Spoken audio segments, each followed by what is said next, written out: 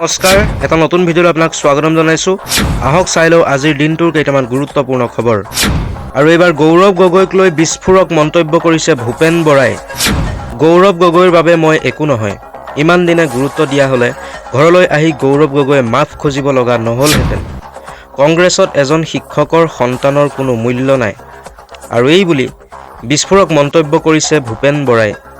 কংগ্ৰেছ দল ত্যাগ কৰাৰ পাছতে ভূপেন বৰাই কেতবোৰ বিস্ফোৰক মন্তব্য কৰিবলৈ যোৱা দেখা গৈছে।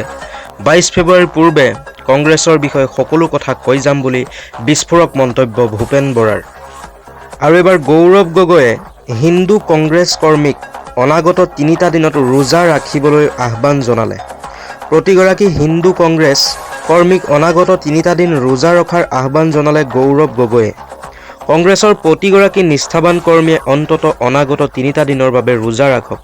আমি সকলোৱে সন্মান কৰিব জনা দল, গতিকে এই ৰোজাই আমাক আকৌ এবাৰ সংযমী কৰি তুলিব বুলি আমি দৃঢ় বিশ্বাসী। আৰু এই মন্তব্য কৰিছে গৌৰৱ গগৈয়ে। কংগ্ৰেছত আকৌ এক মুখ্যম আঘাত। ভূপেন বৰাৰ দল ত্যাগৰ পিছতে APCCৰ ৰাজ্যিক MOBC বিধায়কৰ অধ্যক্ষ ভৱ বৰাই কৰিলে দল ত্যাগ। গৌৰৱ গগৈলৈ প্ৰেৰণ কৰা পদত্যাগ পত্ৰ। লগতে পদত্যাগ কৰে কামৰূপ মহানগৰ জিলা সমিতিৰ উপসভাপতি শিবু ৰয়, সম্পাদক দীপজ্যোতি নাথ আৰু মণ্ডল কংগ্ৰেছ সমিতিৰ সভাপতি হিতেশ্বৰ দাসে। ভূপেন বৰাৰ দল ত্যাগৰ পাছতেই এতিয়া দল ত্যাগৰ সুঁতি বৈছে কংগ্ৰেছ দলত। আৰু এইবাৰ চৰকাৰী ঘৰক লৈ এক গুৰুত্বপূৰ্ণ খবৰ এই মুহূৰ্তত আহি পৰিছে। চৰকাৰী পকীঘৰ লাভক লৈ আহি গ'ল ডাঙৰ খবৰ।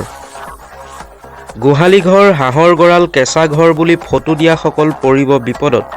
যদি আপুনি চৰকাৰী ঘৰৰ বাবে জিঅ'টেক কৰিছিল তেতিয়াহ'লে আপুনিও পাব পাৰে এটা চৰকাৰী ঘৰ। কিন্তু গোহালি ঘৰ, হাঁহৰ গঁৰাল, কেঁচা ঘৰ বুলি ফটো দিয়াসকল পৰিব বিপদত। চৰকাৰী ঘৰ লাভৰ বাবে ভুল তথ্য দিয়াসকল পৰিব বিপদত। কেৱল গৃহহীন দৰিদ্ৰ যোগ্য পৰিয়ালেহে লাভ কৰিব চৰকাৰী পকীঘৰ। আৰু চৰকাৰী ঘৰক লৈ আহি গ'ল নতুন নিয়ম। যিসকল লোকে ভুৱা তথ্য দি চৰকাৰী ঘৰৰ জিঅ'টেক কৰিছিল তেওঁলোক বিপদত পৰিব পাৰে। আৰু গাঁৱে গাঁৱে পঞ্চায়তে সভাপতিক জৰীপ চলোৱাৰ নিৰ্দেশ। প্ৰকৃততে পকীঘৰ নাই বুলি পঞ্চায়ত সভাপতি সচিবে গাঁও সভাত লিখি দিব লাগিব। জিঅ'টেক কৰাসকলক বিভাগীয়ভাৱে চলোৱা হ'ব জৰীপ। যিসকল লোকে জিঅ'টেক কৰিছিল সেই সকলকো জৰীপ চলোৱা হ'ব। ছেটেলাইটৰ জৰিয়তে চলোৱা হ'ব জৰীপ। আৰু ভুৱা তথ্য দি জিঅ'টেক কৰাৰ যিসকল লোক তেওঁলোক পৰিব পাৰে বিপদত। 2031ত বিৰোধী স্থান ল'ব পাৰিব অখিলে। যদি অখিল গগৈয়ে ঘৰত গৈ চুমা বাবা নকৰে তেন্তে তেওঁ সফল হ'ব। অখিল গগৈক লৈ মুখ্যমন্ত্ৰী ডক্টৰ হিমন্ত বিশ্ব শৰ্মাৰ ভৱিষ্যতবাণী। তেখেতে কৈছে যদি অখিল গগৈয়ে চৰত গৈ চুমা বাবা নকৰে তেন্তে তেওঁ সফল হ'ব। আৰু 2031ত বিৰোধী স্থান ল'ব পাৰিব অখিলে। আৰু এইবাৰ আহি গ'ল আধাৰ কাৰ্ডক লৈ গুৰুত্বপূৰ্ণ জাননী। আধাৰ কাৰ্ডত নাথাকিব নাম, ঠিকনা, জন্মৰ তাৰিখ। নতুন আধাৰ এপ প্ৰৱৰ্তন কৰিছে কেন্দ্ৰীয় চৰকাৰে। এইবাৰ আমূল পৰিৱৰ্তন হ'ব আধাৰ কাৰ্ডৰ। নতুন আধাৰ এপৰ প্ৰৱৰ্তনৰ পিছতেই UIDAI এইবাৰ আধাৰ কাৰ্ডৰ সালসলনি কৰাৰ কথা চিন্তা কৰিছে। জানিব পৰা মতে নতুনকৈ প্ৰৱৰ্তন কৰিবলগীয়া আধাৰ কাৰ্ডত নাম, ঠিকনা, জন্ম তাৰিখ আৰু 12 সংখ্যাৰ আধাৰ নম্বৰ সহ সকলো ব্যক্তিগত তথ্য এৰুৱাই পেলোৱা হ'ব। লগতে আধাৰ কাৰ্ডৰ ছবিখনেই হ'ব ব্যক্তিগৰাকীৰ পৰিচয় পত্ৰৰ মূল নথি। UIDAIৰ সূত্ৰৰ খবৰ মতে আধাৰ কাৰ্ডৰ নতুন ডিজাইনত নাগৰিকৰ নাম, ঠিকনা, ব্যক্তিগত তথ্য নাথাকিব। থাকিব কেৱল ছবি আৰু এটা QR কোড। এই QR কোডতেই লুকাই থাকিব নাগৰিকৰ যাৱতীয় তথ্য। QR কোডটো স্কেন কৰাৰ বাবে এইবাৰ ব্যৱহাৰ কৰিব লাগিব নতুন আধাৰ এপ। ইতিমধ্যে নতুন আধাৰ এপ প্ৰৱৰ্তন কৰিছে কেন্দ্ৰীয় চৰকাৰে। এই এপত QR কোডটো স্কেন কৰিলে নাগৰিকৰ তথ্য পোৱা যাব। নতুন ধৰণৰ আধাৰ কাৰ্ডত বহু বেছি আধুনিকতাৰ বৈশিষ্ট্য থাকিব। নিৰ্মীয়মান পকী দলং ভাঙি আহত হ'ল 4জন শ্ৰমিক। আৰু এইবাৰ এই ভয়ংকৰ ঘটনা সংঘটিত হৈছে লাহৰীঘাটত। লাহৰীঘাটত ভয়ংকৰ অঘটন। মেৰামতিৰ কাম চলি থকা পকী দলং ভাঙি আহতত 4গৰাকীকৈ শ্ৰমিক। লাহৰীঘাট ললি বিলৰ ওপৰত থকা পকী দলং মেৰামতি কাম কৰি থকা অৱস্থাত দলঙৰ এটা অংশ ভাঙি গুৰুতৰভাৱে আহত হৈছে 4গৰাকীকৈ শ্ৰমিক। এই ঘটনাটো সংঘটিত হয় লাহৰীঘাট মৰিগাঁও সংযোগী গড়কাপ্তানি পথৰ লালি বিলৰ ওপৰত থকা পকী দলংখনত।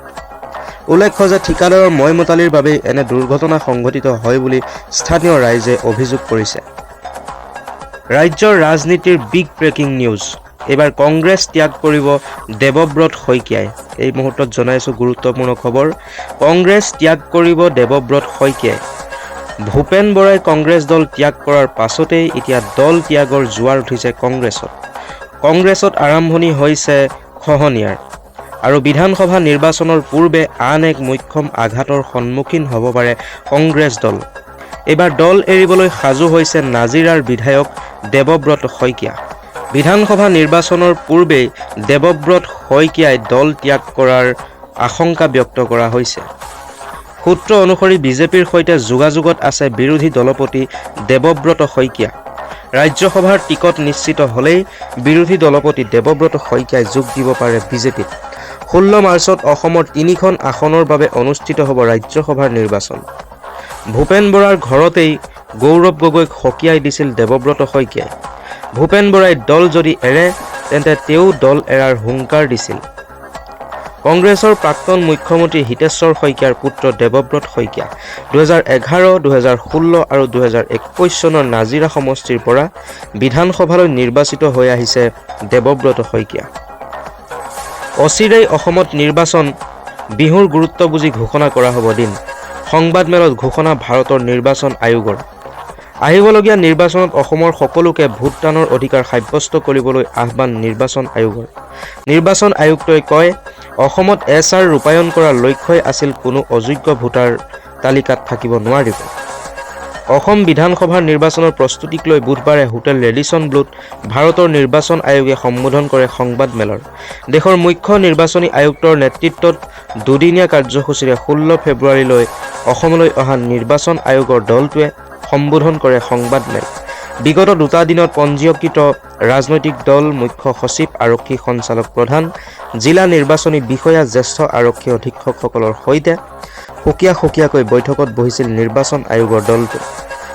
আৰু এইবাৰ উচ্চতম ন্যায়ালয়ত উপস্থিত AJYCPকে ধৰি গুচৰীয়া পক্ষৰ বহুকেইটা দল সংগঠন।